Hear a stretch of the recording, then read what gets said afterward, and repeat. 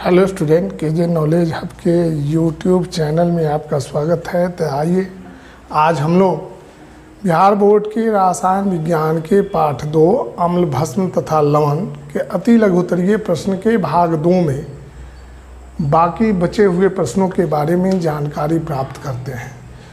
तो हम लोगों ने अति लघुत्तरीय प्रश्न के भाग 1 में 20 प्रश्नों के बारे में जानकारी प्राप्त की थी। अब आज हम लोग 21 नंबर से प्रश्न को देखते हैं। हमारा 21 नंबर प्रश्न है, प्रयोगशाला में निर्मित एक गैस जल में घुलनशील है। इसके जलीय विलयन में फिनोल्फथीन सूचक का एक बूंद डालने पर से विलयन का रंग गुलाबी हो जाता है। तो विलयन किस प्रकृति का है? तो स्टूडेंट, जब हम विलयन में फिनोल्फथैलीन की एक बूंद डालते हैं और विलयन का रंग अगर गुलाबी हो जाता है तो विलयन की प्रकृति विलयन क्षारीय प्रकृति का होगा। हमारा उत्तर होगा विलयन किस प्रकृति का होगा?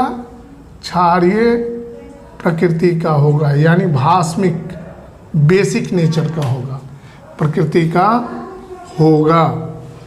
अब हम लोग प्रश्न संख्या 22 को देखते हैं। 22 नंबर प्रश्न है, रवाकरण जल की अवस्था में वॉशिंग सोडा यानी धोने का सोडा एवं तूतिया का अरासायनिक सूत्र बताएं। तो धोने का सोडा जो होता है और तूतिया का रासायनिक सूत्र होता है, सबसे पहले धोने का सोडा यानी वॉशिंग सोडा का होता है Na2CO3.10H2O। ये रवाकरण के जल की अवस्था में होता है।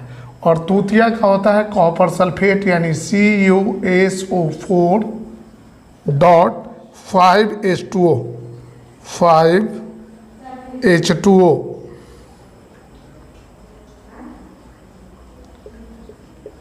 हमारा प्रश्न संख्या 23 है, क्या होता है जब तनु सल्फ्यूरिक अम्ल को ठोस सोडियम कार्बोनेट में मिलाते हैं? तो उत्तर होगा जब तनु सल्फ्यूरिक अम्ल यानी H2SO4, सल्फ्यूरिक अम्ल का अणुसूत्र होता है H2SO4 को ठोस सोडियम कार्बोनेट Na2CO3 में मिलाते हैं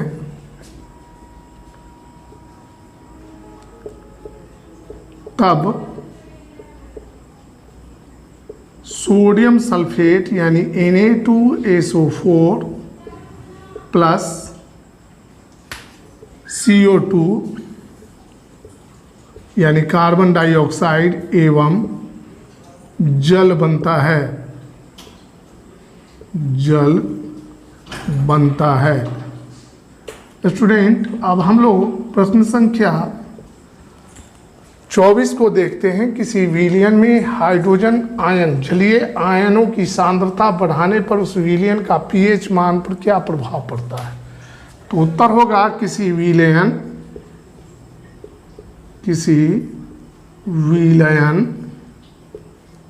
में हाइड्रोजन आयन जलीय आयनों की सांद्रता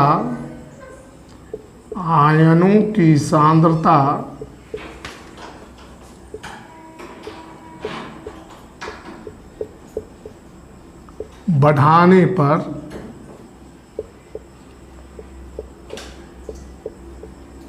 उस विलयन का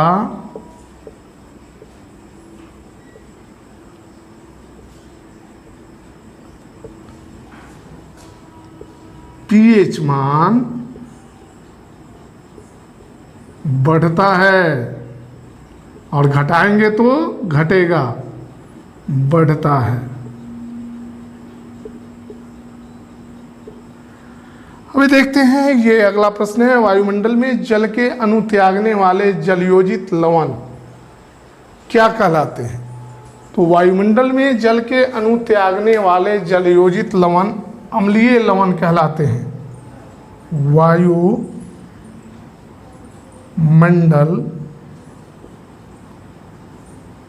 में जल के अणु त्यागने वाले जलयोजित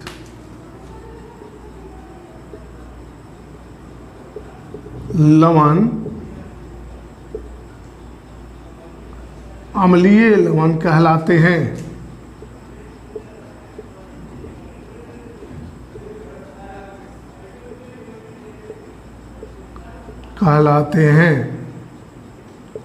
और जो वायुमंडल से जल को अवशोषित कर ले उसको प्रस्वेद लवण, वैसे लवण जो वायुमंडलीय जल को अवशोषित कर लेते हैं उनको प्रस्वेद लवण कहते हैं। हमारा अगला सवाल है, पौधों के संतोषजनक वृद्धि के लिए मिट्टी का पीएच मान कितना होना चाहिए? तो उत्तर होगा पौधों के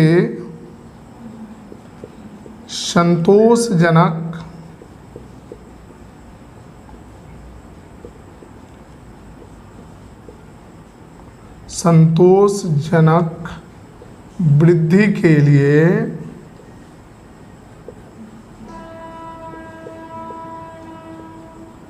मिट्टी का पीएच मान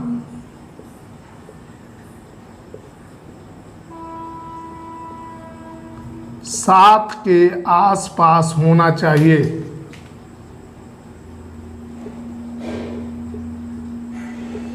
7 के आसपास, यानी 7 से थोड़ा कम हो या थोड़ा ज़्यादा आसपास होना चाहिए, क्योंकि हम जानते हैं कि 7 जो है उदासीनता के बारे में, पीएच मान जिसका 7 होता है वह उदासीन होता है, होना चाहिए। हमारा प्रश्न संख्या 27 से 2 सूचकों के नाम लिखिए।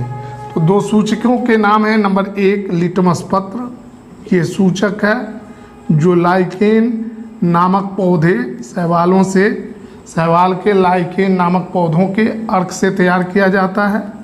और दूसरा है मेथिल ऑरेंज, ये भी एक सूचक है।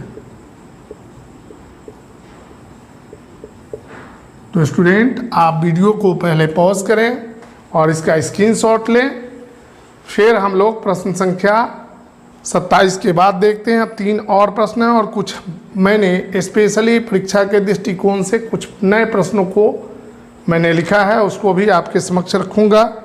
तो आप वीडियो को पॉज करें और इसका स्क्रीनशॉट लें।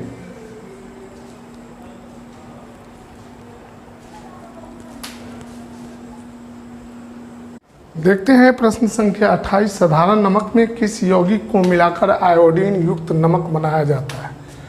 तो उत्तर होगा साधारण नमक में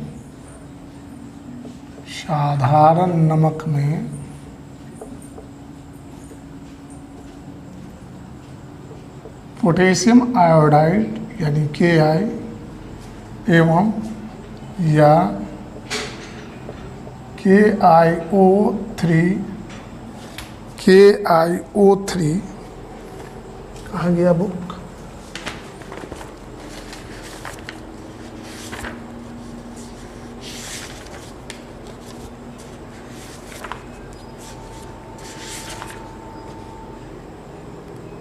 O3 को मिलाकर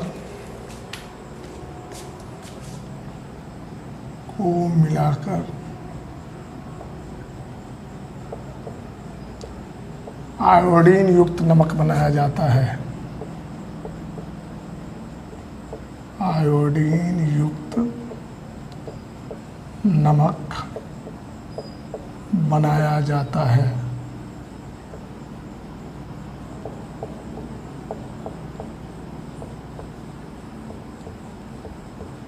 हमारा अगला सवाल है प्रश्न संख्या 29, एक प्रस्वेद लवण का सूत्र लिखें। तो कैल्शियम क्लोराइड सी कैल्शियम क्लोराइड, स्वेद लवण का उदाहरण है कैल्शियम क्लोराइड, और इसका अनुसूत्र होता है CaCl2। हमारा अगला सवाल है अम्ल जल में क्या प्रदान करते हैं। ये अंतिम प्रश्न है अति लघु उत्तरीय का। तो अम्ल जल में हाइड्रोजन आयन प्रदान करते हैं।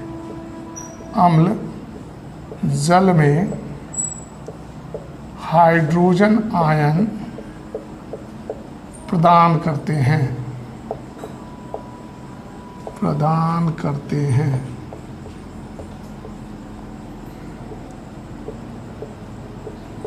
अब हम लोग परीक्षा के दृष्टिकोण से कुछ महत्वपूर्ण प्रश्न के बारे में जानकारी प्राप्त करें। सबसे पहला सवाल है कि उत्फूलन क्या है। तो उत्फूलन जो है कुछ लवण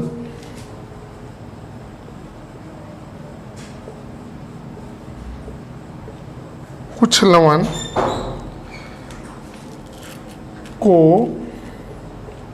वायु में खुला छोड़ देने पर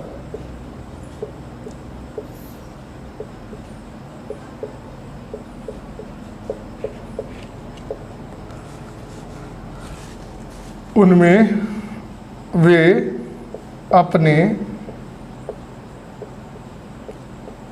रवाकरण के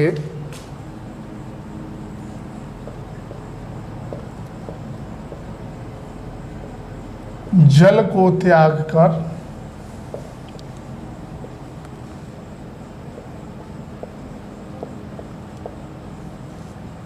मोनोहाइड्रेट बनाते हैं।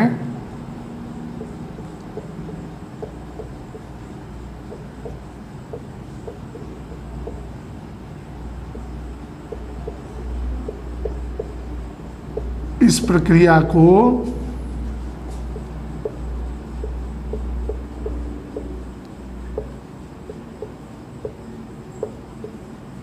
उत्फूलन कहते हैं।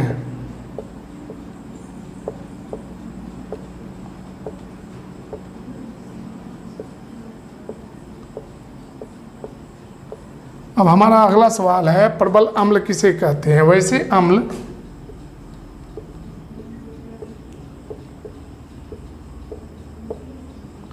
जो जल में घुलकर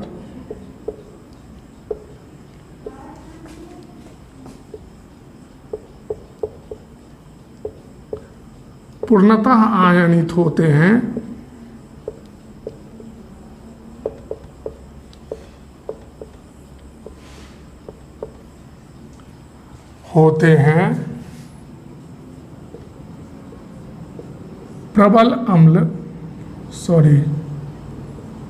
प्रबल अम्ल कहलाते हैं।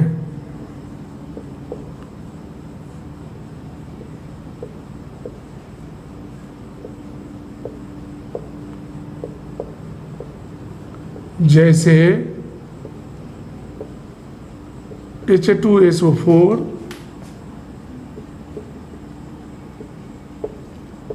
HNO3 और HCl, ये प्रबल अम्ल के उदाहरण हैं। हमारा अगला सवाल है दुर्बल अम्ल किसे कहते हैं। वैसे अम्ल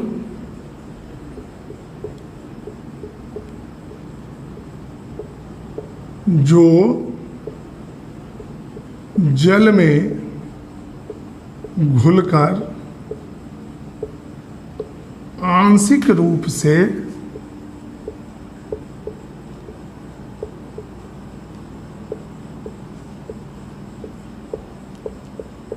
आयनित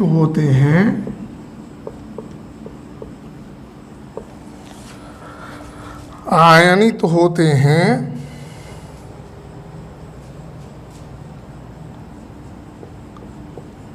दुर्बल अम्ल कहलाते हैं।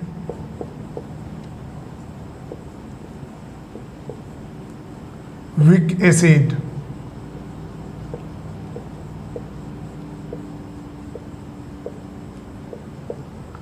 जैसे एसिटिक अम्ल CH3COOH, कार्बोनिक अम्ल H2CO3 ETC।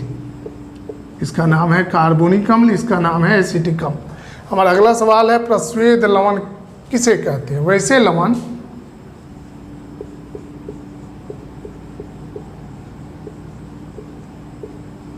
जो वायु में उपस्थित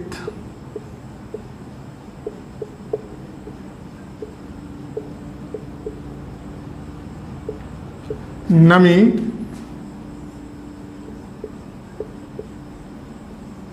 को सोख लेते हैं, को सोख कर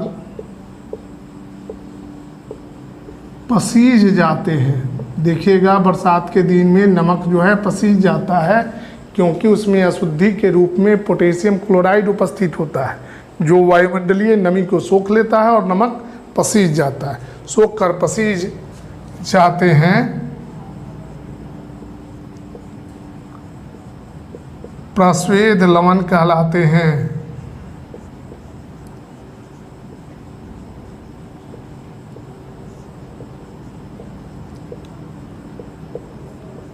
जैसे potassium chloride, calcium chloride ETC। हमारा अगला सवाल है धातुओं के ऑक्साइड किस प्रकृति के होते हैं? तो धातुओं के ऑक्साइड भास्मिक या क्षारीय प्रकृति के होते हैं। भास्मिक या क्षारीय प्रकृति के। हमारा प्रश्न है अगला, धातुओं के ऑक्साइड किस प्रकृति के होते हैं? तो धातुओं के ऑक्साइड जो हैं अम्लीय प्रकृति के होते हैं, अम्लीय प्रकृति के। हमारा अगला प्रश्न है लिटमस क्या है? तो लिटमस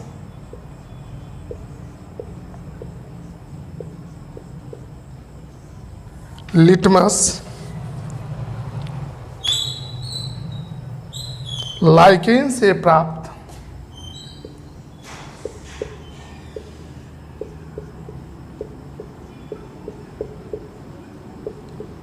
एक बैंगनी रंग का अर्क है।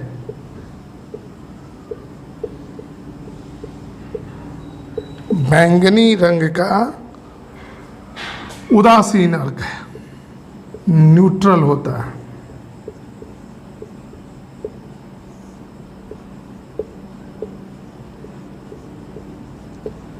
यह शैवालों की एक प्रजाति होती है लाइकेन। हमारा अगला सवाल है लाइकेन जो है सहजीविता को प्रदर्शित करता है। इसमें एक भाग शैवाल का होता है जो क्लोरोफिल की सहायता से भोजन का निर्माण करता है, जबकि पौधे की दूसरी आवश्यकता जो है कवकों के द्वारा पूरी की जाती है। इस जैविक संबंध से शैवाल और कवक के संबंध से एक नया पौधा बनता है जिसको लाइकेन कहते हैं। विरंजक चूर्ण का अणुसूत्र लिखें। तो विरंजक चूर्ण का अणुसूत्र होता है CaOCl, एक ब्रैकेट के अंदर है OCl। प्लास्टर ऑफ पेरिस का अणुसूत्र लिखें। तो प्लास्टर ऑफ पेरिस का अणुसूत्र होता है CaSO4.12H2O। ये प्लास्टर ऑफ पेरिस का अणुसूत्र है। बेकिंग पाउडर क्या है? तो सोडियम हाइड्रोजन कार्बोनेट यानी NaHCO3 तथा टार्टरिक अम्ल के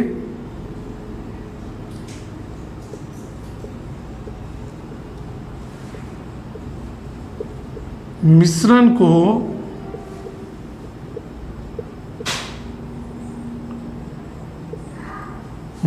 को स्टूडेंट थोड़ा रुके, वीडियो को हम साइड करते हैं, नीचे करते हैं।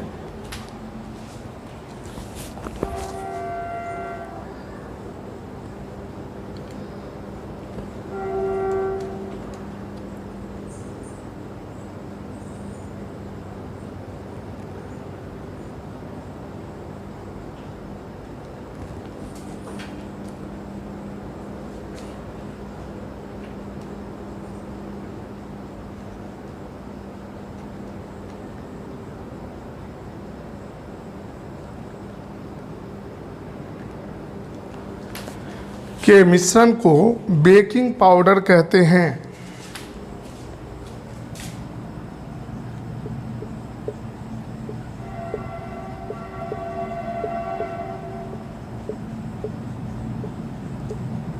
हमारा अगला प्रश्न है, जल की अस्थाई कठोरता। जल में दो प्रकार की कठोरता होती है, एक अस्थाई कठोरता और एक अस्थाई कठोरता। जल के कठोर होने का मतलब है कि जब कार्बोनेट जो है जल में घुल जाता है तो जल में कठोरता उत्पन्न हो जाती है। जल में दो प्रकार की कठोरता आती है, एक को अस्थाई कठोरता कहते हैं जिसे उबाल कर दूर किया जाता है, जबकि दूसरे को अस्थाई कठोरता कहते हैं। जल की अस्थाई कठोरता को दूर करने के लिए वॉशिंग पाउडर यानी Na2CO3 यानी धोने के सोडा का प्रयोग किया जाता है। हमारा अगला सवाल है, सोडियम हाइड्रोक्साइड का निर्माण किस विधि के द्वारा किया जाता है? तो सोडियम हाइड्रोक्साइड का निर्माण क्लोर एल्केली विधि के द्वारा किया जाता है। क्लोर एल्कली विधि के द्वारा। हमारा अगला प्रश्न है, प्रबल भस्म किसे कहते हैं? वैसे भस्म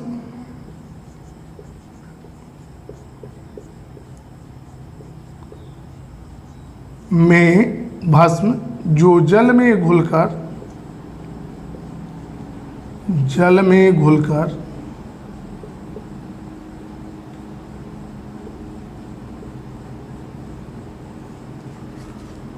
हाइड्रोक्सिल आयन हाइड्रोक्साइड या हाइड्रोक्सिल आयन अधिक मात्रा में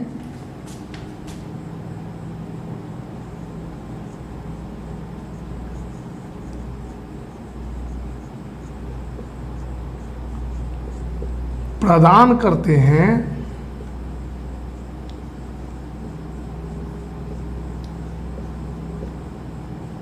प्रबल भस्म कहलाते हैं।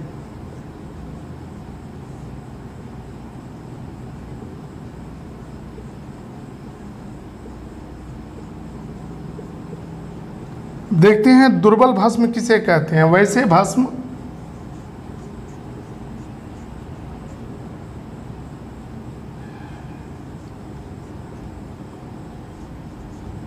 यहाँ पूर्णता लगा देंगे, जल में पूर्णता घुलकर, पूर्णता।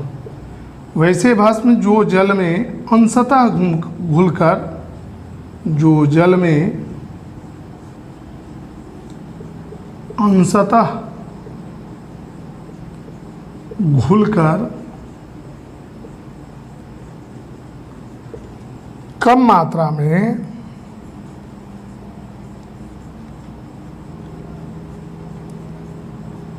हाइड्रोक्सिल आयन चाहे हाइड्रोक्साइड आयन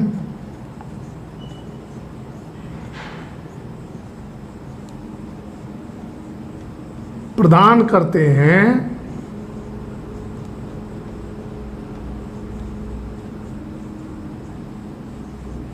दुर्बल भस्म कहलाते हैं।